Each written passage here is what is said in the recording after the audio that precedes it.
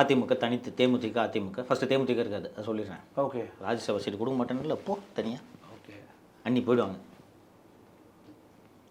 And இப்போது இருக்கிற 66 கூட தொட முடியாத நிலை போகலாமா போகாதா? தனிச்சு நின்றாங்கன்னா போக வாய்ப்பு இருக்குது. அப்போ பிளான் பி பெட்டர் இல்லையா பிளான் சியை விட? Okay, plan B better. அது வந்து ப்ரூவனாகவும் இருக்குது. பட் 21 உங்களுக்கு அது வெற்றியை கொடுத்துச்சா தோல்வியை கொடுத்துச்சா? 21ல் 10 இயர் ஆன்டி இன்கம்பன்சியை ஃபைட் பண்ணிக்கிட்டு தோல்வியை தழுவினோம் வெறும் 3.5%. ஓகே. 5 இயர் ஆன்டி இன்கம்பன்சியோட திமுக சண்டை போடும்போது இந்த 3.5% டிஃப்ரென்ஸ் மெர்ஜ் ஆகி ஏன் வெற்றி பெறக்கூடாது?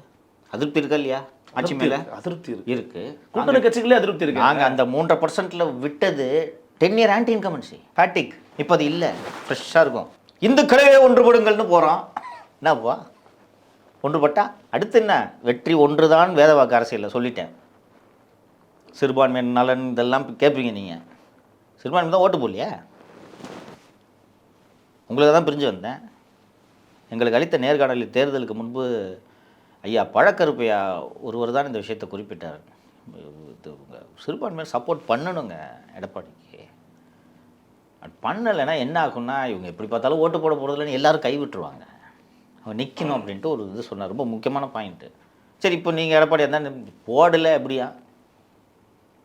அவங்க வேறு எப்போ பாரு ரகசிய கூட்டணின்னு சொல்லிட்டு இருக்காங்க.